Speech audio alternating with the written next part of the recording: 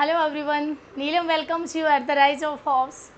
Learners, आज हम सीखने वाले हैं कुछ advance structures daily use vocab में। अगेन आपका फिर से सारे फेस्टिवल्स होने के बाद आपका स्वागत है।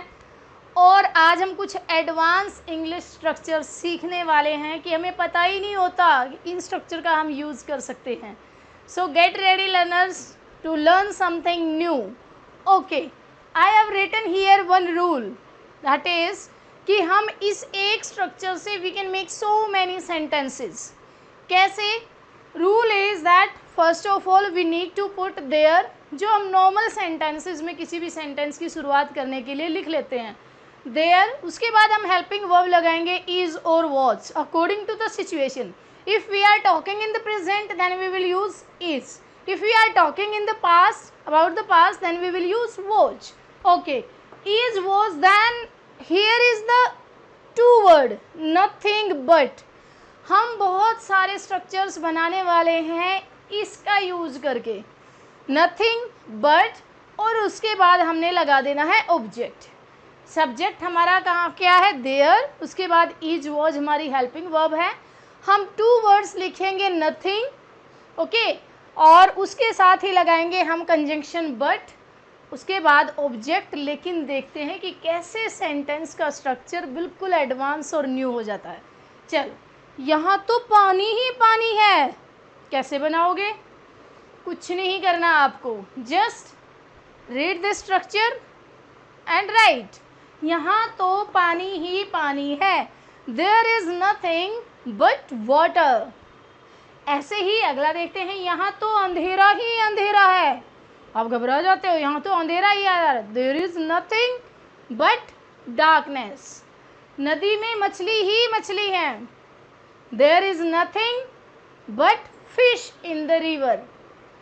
आप फिशेस भी लगा सकते हैं, अदरवाइज फिश का प्लूरल नहीं होता है। जब हम कई तरह की वैरायटी को बताना चाहते हैं then we can use fishes, otherwise fish singular plural दोनों ही फिश होता है। ओके, वैरायटी के लिए हम ES लगाते हैं, फिशेस लगाते हैं। नदी में मछली ही मछली है, there is nothing but fish in the river. बाजार में भीड़ ही भीड़ है। अब आपको पता चल रहा है कि ये आजकल फेस्टिवल्स का टाइम है। जब भी आप बाजार में जाओगे तो देखोगे तो आपको कोई मना करने वाला है कि अरे भाई क्यों जा रहे हो बाजार, आजकल बाजार में कुछ नहीं, भीड़ ही भीड़ है। तो क्या कहोगे आप? That there is nothing but crowd in the market. आप ऐसे भी कह सकते हैं, there is nothing but crowd in the market, और in the market there is nothing but crowd. आजकल तो खुशियाँ ही खुशियाँ हैं, फेस्टिवल का टाइम चल रहा है, एवरीवन इज़ वेरी हैप्पी। तो हम क्या कह सकते हैं? There is nothing but happiness all around, और हैप्पीनेस दीज डेज, आजकल, दीज डेज के लिए दीज डेज और नाउअडेज, या फिर हम कह सकते हैं चारों तरफ खुशियाँ ही खुशियाँ। तो आप ये कह सकते हैं there is nothing but happiness all around, happiness these days, happiness nowadays. Okay, चलो अब हम एक और स्ट्रक्चर सीखने वाले हैं लर्नर्स। 5 सेंटेंसेस करेंगे उनसे।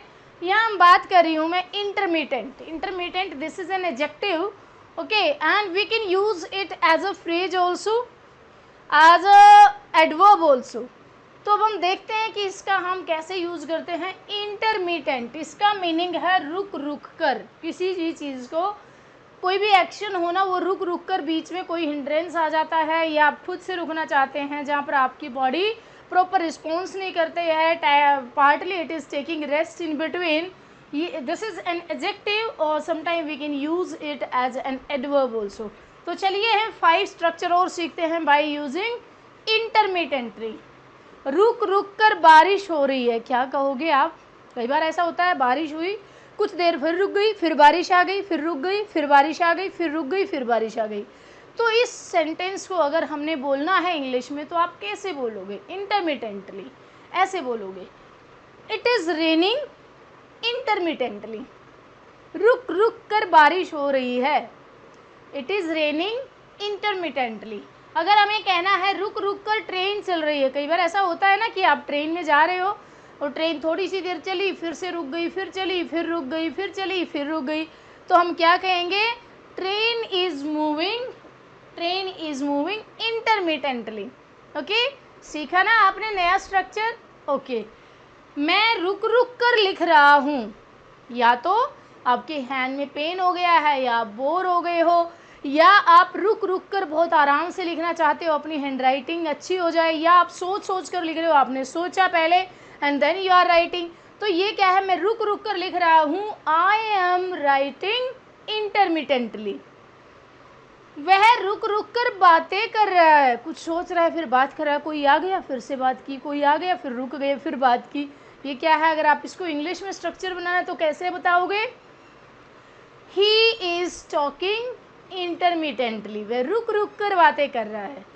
बच्चा रुक रुक कर हंस रहा है, बच्चा रुक रुक कर रो रहा है, कैसे बोलेंगे, the child is laughing intermittently, हंस रहा है। बहुत अच्छी बात है, कई बार होता भी है, आपने देखा होगा ना, वीडियोस भी आती हैं, एक बच्चा है बार बार हंस रहा है, फिर रुक जाता है, फिर हंस रहा है, छोटे बच्चे, या फिर बच्चा है आपसे नाराज़ है, उसको याद आ जाती है बात, फिर रोने लग जाता है, फिर रुक जाता है, फिर बात याद आ जाती है, फिर रोने लग जाता है, फिर बात याद आ गई, फिर रोने लग जाता है। तो ये रुक रुक कर करना, ये क्या होता है, बच्चा रुक रुक कर हंस रहा है, the child is laughing intermittently, बच्चा रुक रुक कर रो रहा है, द चाइल्ड इज़ क्राइंग और विपिंग इंटरमिटेंटली। आप क्राइंग भी कह सकते हैं और विपिंग भी कह सकते हैं, okay, intermittently. I hope learners आज कुछ नए स्ट्रक्चर आपने सीखे हैं जो बहुत ईजी हैं, लेकिन हमारे साथ ऐसे ही बने रहोगे तो नए नए स्ट्रक्चर, नई नई वोकैब हम आपके सामने लेकर आते रहेंगे। So always stay connected with the rise of hops. So like, share and subscribe and comment. अगर आपको ऐसा कोई नया स्ट्रक्चर पता है, या फिर ऐसा स्ट्रक्चर से आप कुछ सेंटेंसेस बनाने चाहते हैं, तो कमेंट बॉक्स में आप लिख दीजिएगा। Thank you so much.